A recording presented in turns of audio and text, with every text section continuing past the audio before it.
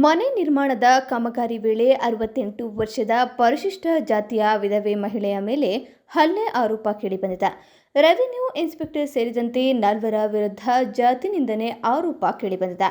ಮಹಿಳೆಯನ್ನ ಅಡಿಪಾಯದ ಗುಂಡಿಗೆ ತಳ್ಳಿ ಹಲ್ಲೆ ನಡೆಸಿರುವುದಾಗಿ ದೂರಿನಲ್ಲಿ ಉಲ್ಲೇಖಿಸಲಾಗಿದೆ. ಚಪ್ಪಲಿಯಿಂದ ಒದ್ದು ದೊಣ್ಣೆಯಿಂದ ಹೊಡೆದು ಬಟ್ಟೆ ಹರಿದಿರುವ ಆರೋಪವೂ ಕೇಳಿಬಂದಿದೆ. ಘಟನೆಯನ್ನ ಗ್ರಾಮಸ್ಥರು ಕಂಡಿರುವುದಾಗಿ ದೂರುದಾರರ ಹೇಳಿಕೆಯನ್ನ ನೀಡಿದ್ದಾರೆ. ಆರೋಪಿಗಳ ವಿರುದ್ಧ ಎಸ್ಸಿ ಎಸ್ಟಿ ಕಾಯ್ದೆಯಡಿ ಕ್ರಮಕ್ಕೆ ಆಗ್ರಹಿಸಿದ್ದಾರೆ. ಪ್ರಕರಣದಲ್ಲಿ ಸದ್ಯ ದೂರುದಾರರ ಆರೋಪಗಳು ಮಾತ್ರ ಲಭ್ಯವಾಗಿದೆ. ಆರೋಪಿಗಳ ಪ್ರತಿಕ್ರಿಯೆ ಇನ್ನಷ್ಟೇ ತಿಳಿದು ಬರಬೇಕಿದೆ. ದುಡ್ಡು ಕೊಡಿ 70,000 ನಿಮಗೂ ಮಾಡ್ಕೊಡ್ತೀವಿ ಅಂದರು. ನಾನು ಹೇಳ್ತಾರಲಿ ದುಡ್ಡ ಕೊಡಕ್ಕಲ್ಲ ಅಂದೆ. ಹೋಗಿ ನಿಮಗೆ 3-4 ಕಾಯ್ತೇವೆ ಅಂತಾರೆ. ವಸಂತ್ ನಾವೆಲ್ಲಿ ದುಡ್ಡು ತಂದು ಕೊಡೋಣ ನಿಮಗೆ ಅನ್ನೋ ಹೊತ್ತಿಗೆ ನಿಮಗೆ 3-4 ಮನೆ ನಿಮಗೆಲ್ಲಿ ಮನೆ ಆಯ್ತದೆ ಅಂದರು. ಮನೆ ಆವತ್ತು ಮನೆ ಕೊಟ್ಟಾಗ ನನಗೆ ಮನೆ ಇತ್ತಿಲ್ಲ. ಯಾರ್ದೋ ಹಕ್ಕಲ್ಲಿ ಒಂಚೂರು ಮನೆ ಕಟ್ಕೊಂಡಿದ್ದೆ. ಸಣ್ಣವರು ಮಕ್ಕಳು 34ನೇ ವರ್ಷದಲ್ಲಿ. ಇವತ್ತು ಮಕ್ಕಳೆಲ್ಲ ದೊಡ್ಡವರಾಗ್ಯವ್ರೆ. ಎಂತಂದ್ರೆ ಒಂದೊಂದು ಸಣ್ಣ ಉಕ್ರಿ ತಗೊಂಡವ್ರೆ. ಅವ್ರು ಕಟ್ಕೊಂಡವ್ರೆ. ಇನ್ನೊಬ್ಬ ಹೆಡ್ಡು ಮಗವನೇ ನನ್ನ ಜೊತೆ ಮದುವಾಗಿಲ್ಲ. 35 ವರ್ಷ. ಅವನಿಗೊಂದು ಮನೆ ಮಾಡಿಬಿಡೋಣ. ಅವರೆಲ್ಲ ಅವ್ರವ್ರ ದುಡ್ಡು ಮೇಲೆ ಕಟ್ಕೊಂಡವ್ರೆ. ಏನೋ 1-2 ಖಾತೆ ಇದು ಸೇರಿ 3 ಖಾತೆ ನನ್ನ ಹೆಸರಲ್ಲವೆ. ಈ ಚಡ್ಗಿದ್ದೇನಲ್ಲ ಆ ಮನೆ ಖಾತೆ ನನ್ನ ಹೆಸರಲ್ಲದೆ. ಇಂತಿದ್ದ ಒಂದು ಮಂದಳ ಒಂದು ಖಾತೆಯಲ್ಲಿ ಐತೆ. ಒಂದು ಊರಲ್ಲೊಂದು ಹಳೆ ಮನೆ ಐತೆ ನನ್ನ ಖಾತೆ. ಅದಕ್ಕೆ 3 ಖಾತೆವೆ ನಿಮಗೆ ಕೊಡೋ ಹಂಗಿಲ್ಲ. ನೀವು ದೊಡ್ಡವರಾಗಿದ್ದೀರಿ. ಕಟ್ಕೊಂಡವ್ರೆ ಮಕ್ಕಳು.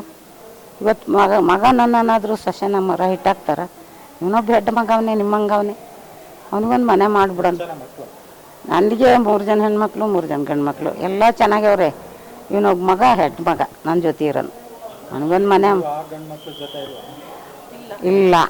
ಅವರೆಲ್ಲ ಬೇರೆ ಬೇರೆ ಅವ್ರೆ. ಆ ಗಂಡು ಮಕ್ಕಳು ಇವನವನ್ನಲ್ಲ ಈ ಹೆಡ್ಡ ಇವನ ಜೊತೆ ಇದ್ದಿತ್ತು.